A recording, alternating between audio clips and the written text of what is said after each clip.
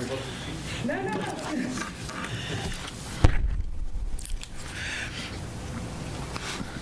Do we have anybody on the line?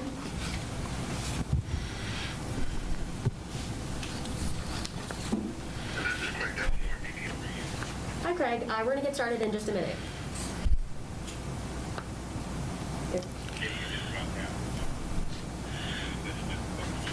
Yes. Okay, you want to get started?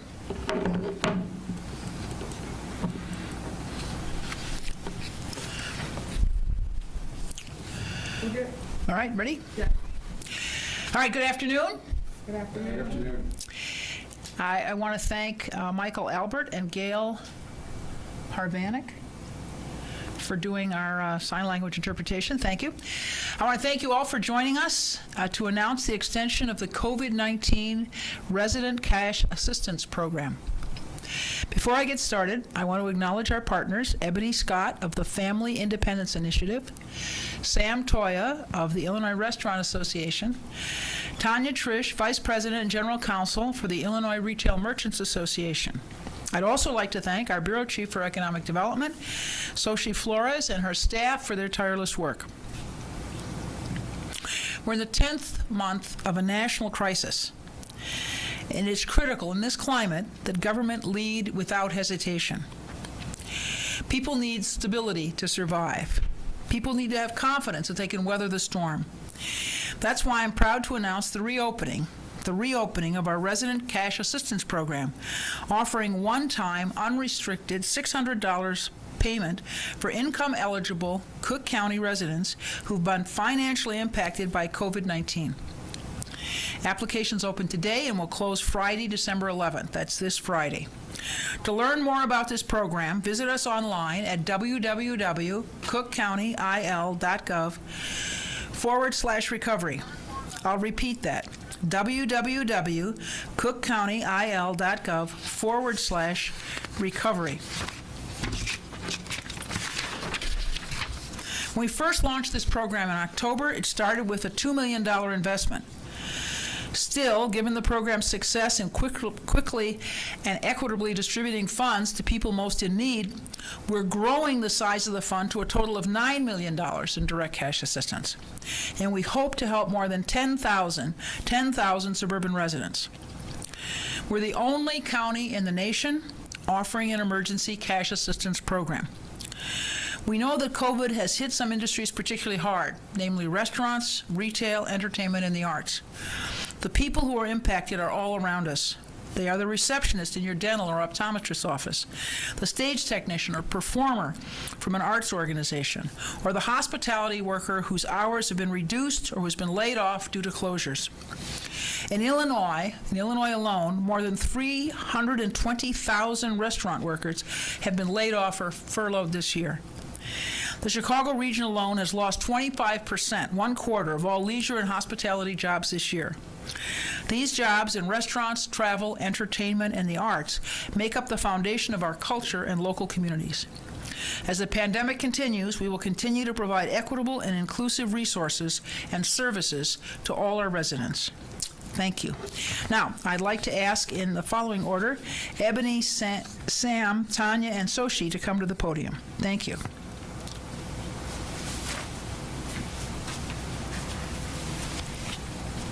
Thank you, Madam President. Back in April, when this pandemic first began to rage, I remember being nose deep in every little bit of local news I could get about how the pandemic was impacting my community, suburban Cook County. I came across these words from a leader in Cook County government that said, "The test of a civilization is the way that it cares for its most vulnerable members. And so now more than ever, we must partner with public and private sector to ensure that our neighbors can weather this storm." These words were said by Cook County Commissioner Donna Miller, and I could not be more excited to stand here today and say that Cook County government is firmly behind every single one of its residents in doing all that it can to not just ensure that we meet the immediate needs to weather the crisis, but we're also having conversation about what long-term recovery looks like and how we ensure that it's equitable. I can't tell you how many conversations I've been proud to have with Cook County government leaders in which we talk about We have to work day and night to ensure that being an essential worker is not just the new code language for being someone who lives in poverty. We're in a rare place in our country where government leadership is lacking, but we're also in a rare place to be in Cook County where our leadership is strong and forward-thinking. For those of you who are residents of suburban Cook County, we encourage you to immediately visit fund.uptogether.org/Suburban Cook County Fund and start your application today. If you applied back in October or November, please know that we still have your application, and these additional funds will go toward supporting that initial applicant pool as well. So that means you don't have to submit another application.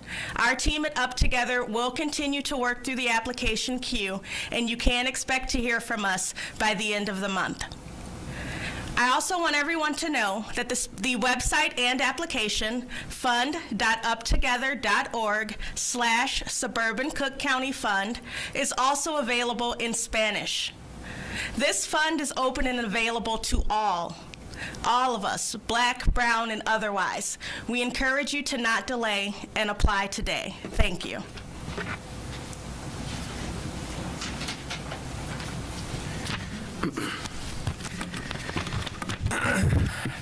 Thank you, President Preckwinkle. I'm Sam Toya, President and CEO of the Illinois Restaurant Association. I'd like to commend President Preckwinkle and her team and the Cook County Board of Commissioners for their ongoing work to provide direct financial relief to Cook County residents and businesses in this incredible, difficult time.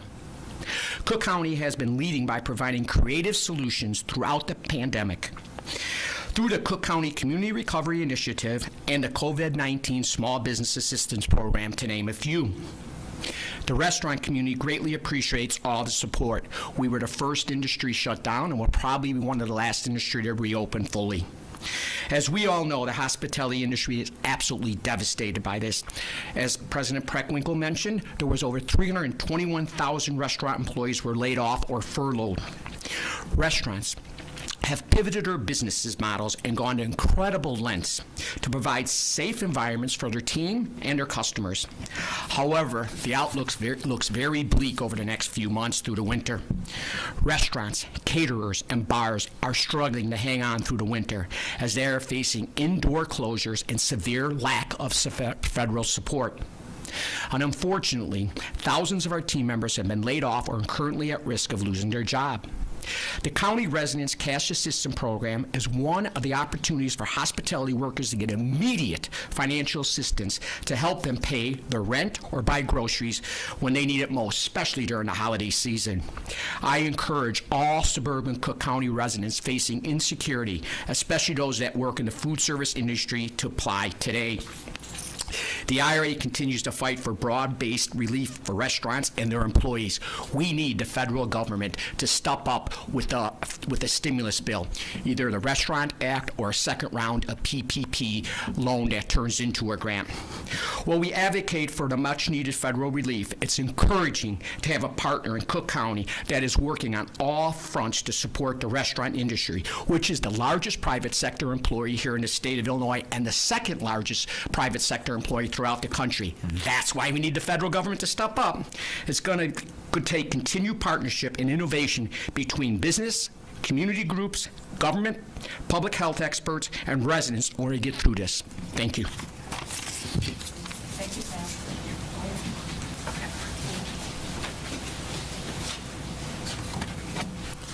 Thank you. First of all, I want to say thank you to President Preckwinkle and her team, including Sochi Flores. It's really due to their leadership that we're all here today, thinking through how to take the grant money that they've been given and give it to the people who need it most. Unfortunately, those folks are people who used to be employed by the people that me and Sam represent.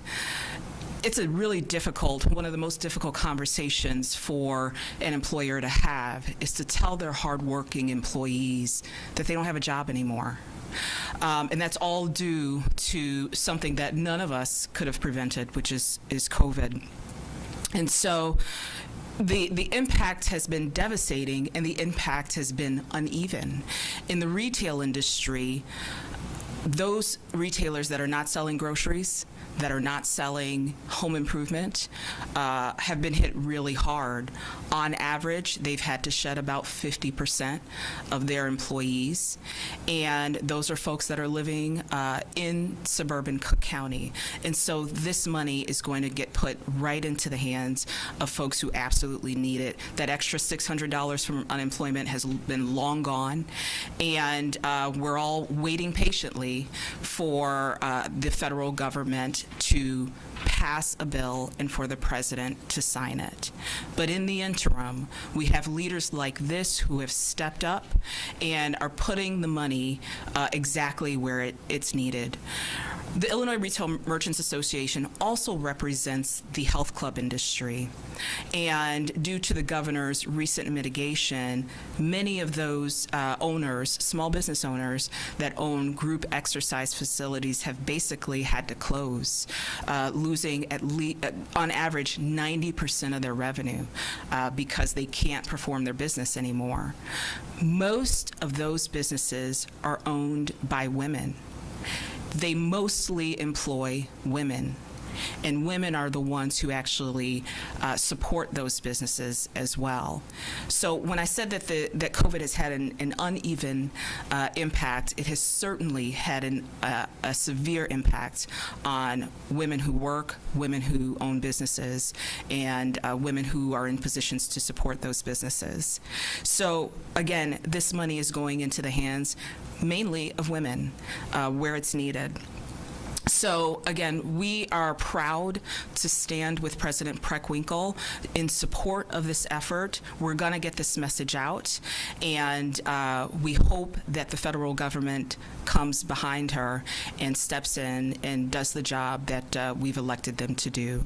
In the interim, we appreciate leaders like President Preckwinkle who are doing the right thing at the right time. Thank you.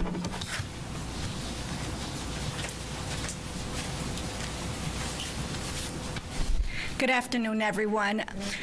Thank you to Madam President for your leadership and also for our partners in joining us today to announce this important program.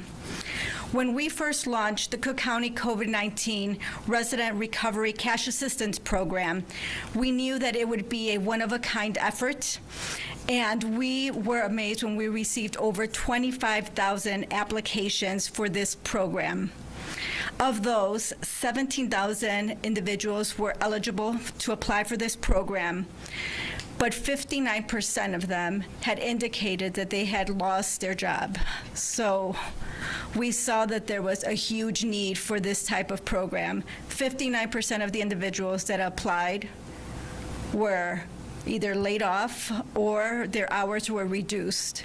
And as we looked at the data of the first set of applicants, the median income for individuals that were receiving this program was about $18,000. We had 65% of our applicants that had median incomes under $25,000. These programs, these funds, are going to individuals that need it the most during this difficult time.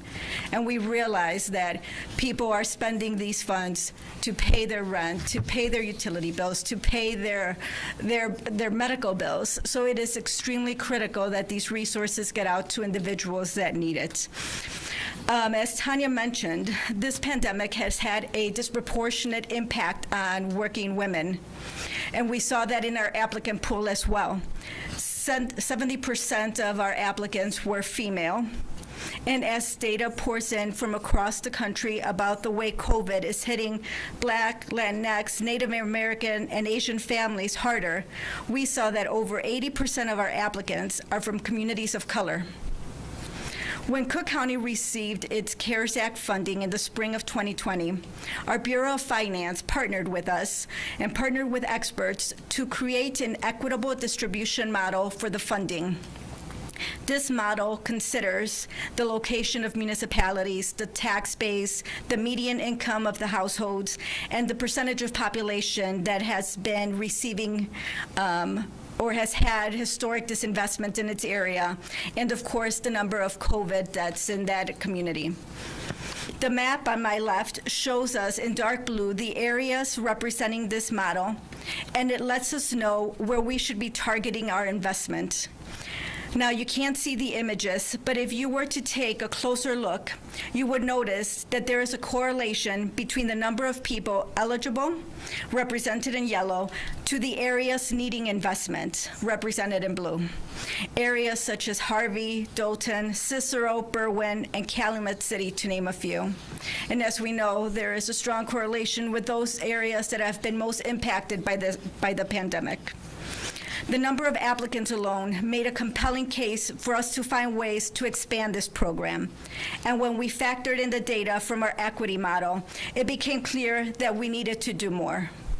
Under the leadership of President Preckwinkle, we identified additional funding, and today we are proud to reopen the applications for the Cook County Resident Cash Assistance Program.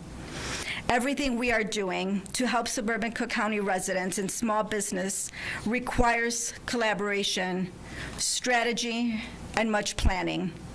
Whether it's working with organizations such as FII, the Restaurant Association, to find a bold approach and streamline ways to get direct cash assistance, or collaborating with our partners to reach the hospitality professionals, artists, healthcare, and service workers in the variety of sectors who can benefit from our programs. Collaboration is key.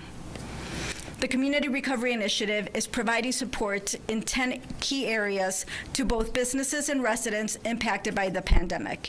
And our programs are helping thousands of residents get access to food, shelter, housing, rental assistance, mortgage assistance, and today our robust services include cash and utility assistance. We are doing very targeted outreach to communities of color, residents, families with children, veterans, and persons with disabilities. And we are relying on those of you watching today to share this important information with your neighbors, with everyone you know who is impacted by this pandemic. As many of our speakers mentioned, we are seeing some very difficult times, and we want you to know that Cook County will continue rolling up our sleeves to ensure we leverage our network of partners and build our public, private, and philanthropic financial resources to expand our programs that are providing equitable solutions to address the needs of our residents during this pandemic. As Ebony mentioned, applications open today and will remain open through Friday, December 11th. If you know someone who is struggling or in need of support, please have them visit our website at www.cookcountyil.gov/recovery. Rest assured that we are doing everything that we can to keep families safely in their homes, businesses open, and creating an equitable pathway for our communities and business to recover from this pandemic. Thank you. Now, make a few remarks briefly in Spanish. Buenas tardes, me llamo Xochitl Flores y soy la directora del Condado de Cook, el Departamento de Desarrollo Económico. Gracias a la Presidenta Preckwinkle por su liderazgo constante y dedicación a nuestras comunidades durante estos tiempos muy difíciles. Cuando primero lanzamos el programa de recuperación de COVID a través de pagos en efectivo a residentes, recibimos más de 25,000 aplicaciones. De esos que aplicaron, una clara mayoría había perdido empleo debido a la pandemia.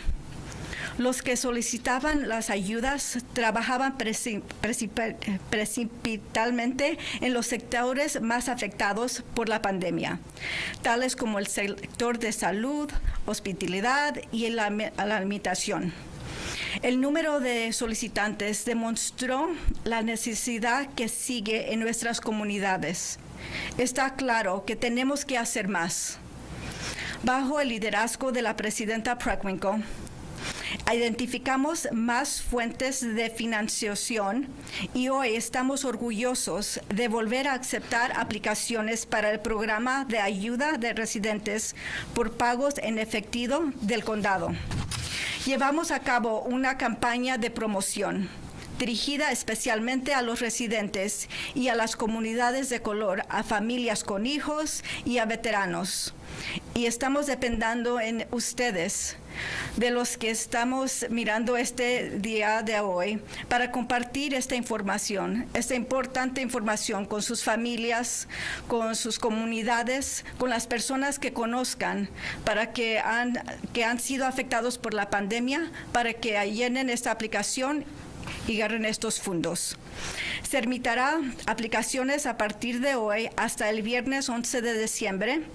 Si conoce a alguien que está luchando para mantenerse a flote o que está necesitado de apoyo, pídale que visite nuestra página de red en www.cookcountyil.gov/recovery.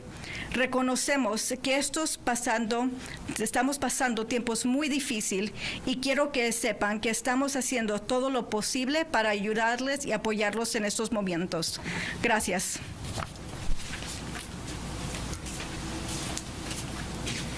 Thank you. Hannah, you want to help us here? Yes.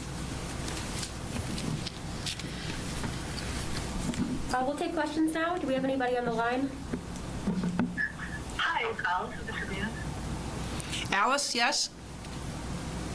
I have an off-topic question, so you can go back to me. Thank you. Craig? Madam President, good morning. Good morning. Good afternoon. Thank you. And my question that's on topic is if you or anyone else can tell me how many people were already in the queue who already applied who weren't able to be served in the first round. So how many people are you starting with even before you get any applications this week? All right. Ebony? So the question is, how many people were in the queue before we started the new program? Our support team had about 6,500 applications in the queue as of this morning that still needed to be reviewed. And so this additional funding likely means that all of those families who are deemed qualified and eligible will likely end up being funded. And do you have an expectation of how many applications you're going to get within the next, in these few days? All right. Speculation on how many applications we'll get. Based on the trend, we do expect a very high volume of applications. Part of that is because people will likely apply again, even though you don't need to if you've already applied. Given that we got 27,000 applications when we opened this for 10 days, I would say that we could expect about another 10,000 applications to come through, at least. Okay, thank you very much. I'm good. Okay, thanks, Craig. Anyone else on the line besides Alice and Craig? Hey, good afternoon. This is Alex Ifking at the Daily Line. Hello, Alex. Hi. So first, I just wanted to clarify. Did you say this represents $9 million in additional funding, or does that $9 million include the $2 million that was in the first round? I'll ask Soshi to respond. Good afternoon. Initially, we had allocated $2.1 million towards this program. The $9 million is an additional $2 million. $9 million, excuse me. An additional $9 million? Correct. So what is the source of that funding? It's CARE Sierra funding. Okay, so could you just explain, when you said these additional funds were identified, if it's CARES Act money, that would have been made available to the county months ago, right? So how did it come about that it was sort of the smaller amount and then the larger amount is just being announced now? So $82 million had been allocated to the Bureau of Economic Development to address both social service, critical needs, and support to our small businesses. Through the rollout of this program over the last several months, we've been monitoring and working closely with our partners to assess the demand, and through those working sessions, there were funds that have been that are being reallocated from various programs to this bucket.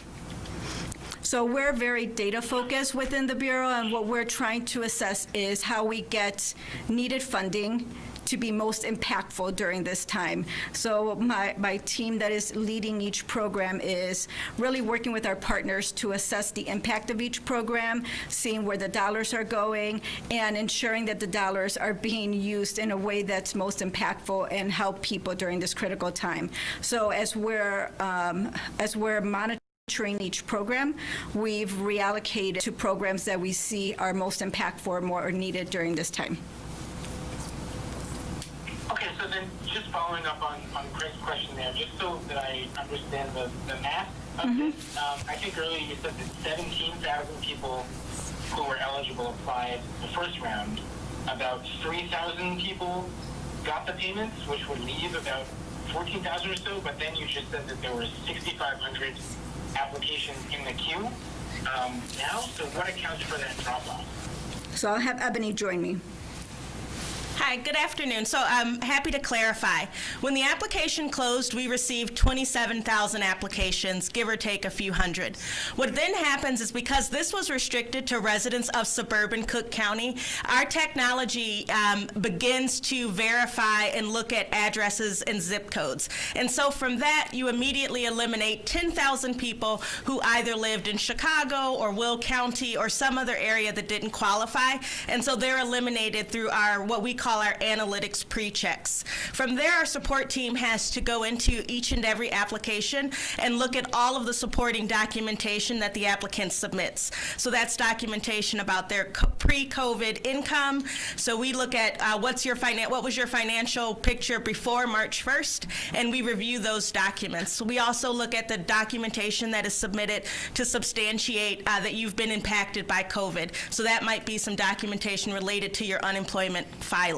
And because of that, that eliminates and narrows down the pool even further. So when I say we had about 6,500 applications left in the queue, that's applications that made it through an analytics pre-check, so we know they at least live in the suburbs, but now we need to go in and look at each and every application and make sure income qualifies and that impact qualifies. Does that help clarify?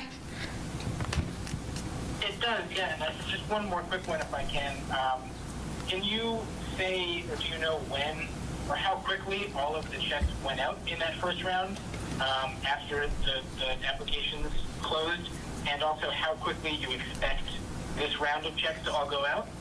So we review applications on a rolling basis. FII is a national organization, and our platform, Up Together, is supporting COVID-19 funds and our regular work from coast to coast, including Puerto Rico. So our support team is processing applications from this fund and other locations. On average, I'd say they get through about 400 or so applications per day. So when you just sort of run the math, that takes you through, it will take us through about the end of the month to review all of the applications. What's great about the Up Together team, though, is that they are dedicated, talented professionals, and we have the ability to scale up or back as needed. So we are fully committed to ensuring that every resident who has applied for this knows the status of their application by the end of the month. Okay, thank you. You're welcome. All right, let's see. Alice has an off-topic question. Craig, we talked to. Alex, anybody else on the line? Okay, Alice, what's your off-topic question? Yeah, so as officials decide the order of the limited vaccine rollout, what do you think they should do in order to make sure that distribution prioritizes equity, especially for communities that have been hardest hit by the virus? Okay, this is a question, frankly, best answered by our public health team. So I'll ask Hannah to get back to you. However, let me just say that the CDC has set out some pretty specific parameters for the distribution of 1A, I think that's what they call it, of the vaccine, and it's basically people in nursing homes and people who care for people in nursing homes. Since the national statistic, I think, is 40 to 50% of the people in the country who've died of COVID-19 were nursing home residents. 1B, I think, is to be determined. It's supposed to be essential workers of one kind or another. That includes, of course, first responders. and people who are working in grocery stores and in meat packing plants and other essential services. But I think the first 1A is nursing home residents and healthcare workers who serve nursing home residents and healthcare workers more broadly. I think that's 1A. But I'll ask Hannah to get back to you. Okay? Okay, thank you. All right. Thank you all. Thank you, Soshi. Thank you, Tanya. Thank you, Ebony. Thank you, Sam. Always. Thanks very much. Hey, Dooney. Thank you. Good, thank you. Thank you, Ebony. Nice to see you again. Everything moving along nicely? No complaints, no complaints. Thank you for putting this together. Anytime, every time. Hannah, thanks. All right, thank you. We're going to have